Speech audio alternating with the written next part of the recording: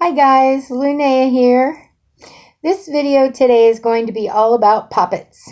I wrote some notes down so I wouldn't forget any points I wanted to make to you. The first one I want to make to you is that poppets are as old as witchcraft. They have found them dating back hundreds of thousands of years. They've got them made out of bronze and stone and all kinds of things.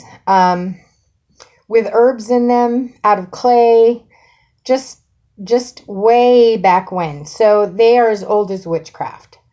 What am I talking about? Taglocks are next. You often want to have taglocks. Hair, fingernails. Taglock is an item that tags this poppet into the spell of a person.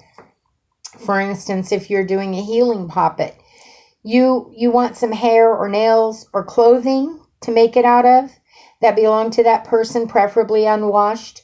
You want blood even works. You want something of that person that you're healing. So that is a taglock, and you can put them on that. You can put the blood on the heart just to represent the heart and the healing process and so on and so forth, and the taglock. You can make wax taglocks, and you can carve in sigils or symbols. You can sew them into the cloth poppets, which I'm going to show you a variety of in a minute.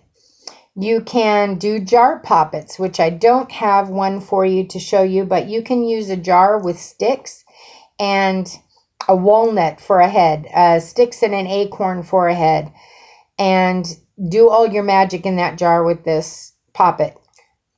You can use vegetables. You can use carrots and carve them, or you can use carrots for the body pieces and potato for the head, or carve a potato into a poppet. You can use wax. You can make upside down.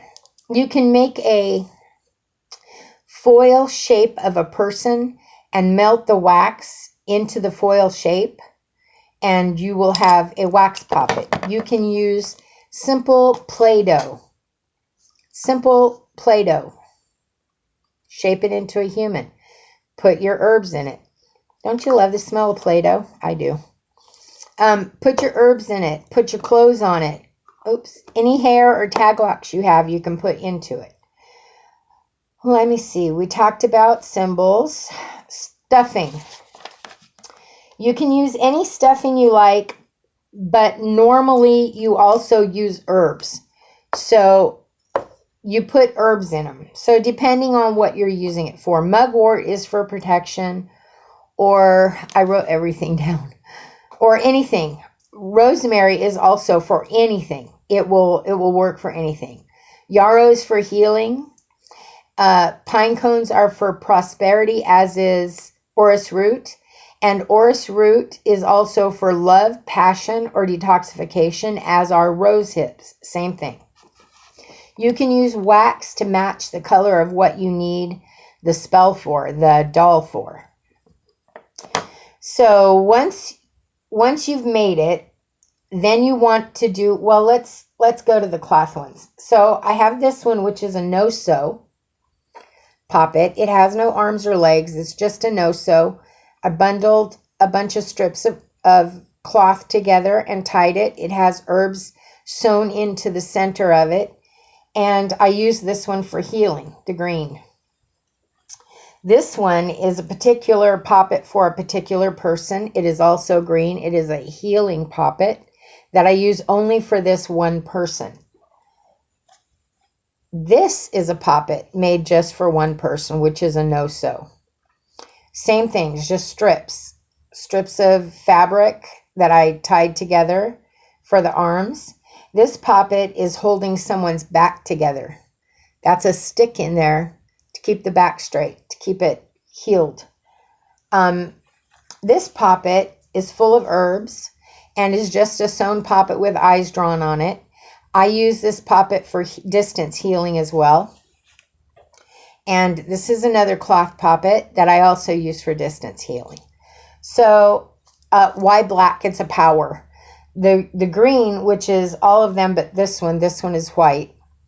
The green is also for prosperity, for healing, and so on and so forth. Now, people make poppets for left-handed magic, so you can do that as well. Poppets can be used for most anything. But once you make the poppet, once it's completed, then you want to give it words of power. You want to bring it to life, so to speak. I give you life to represent healing for whatever reason there is to be healing, for someone's back, for someone's mental capacity, for someone's spiritual being, whatever healing purpose there is. And I name you and name it. Name it the person you are working on. When you do that, you actually set it in. Now, you want to be sure your intentions, the entire time you're making it, the entire time you're stuffing it, and the entire time that you're carving it or sewing into it or whatever it is you're doing, you want to make sure your intention is visualizing the manifestation of the reason you are doing this doll. That is intention. That is enchantment. You want to visualize the outcome as being already taken care of. It's already done. So that's Poppets in a nutshell. You can also use wax just to melt in a human form. You don't have to make a form out of foil. I was just giving you an idea because it works well. But if you do that, you might want to use parchment. The one time I did that, it kind of was hard to get the foil off without it ripping. So you might want to line it with parchment once you do that. You can do it on glass or a mirror, and it works just as well, you know, being burnt into the shape of a human. You know, you just light it and kind of burn it into the shape of a human. Now, you can use 5 or 6 candles and make it that thick. You can use one small candle and just make it little, and then stuff it in a jar and do your magic in a jar. You can do all your magic in jars with these Poppets, cloth, Play-Doh. It doesn't matter what you make them out of. They can be used in a jar. A lot of people like that method because they can add to it and keep the energy flowing.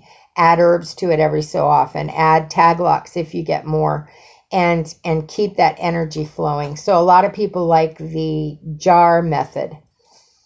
At any rate, that's Poppets in a nutshell. I hope you enjoyed it. I hope it was informative. I hope you have a blessed day. Remember, you're all sacred and divine beings of light and love. I love each and every one of you.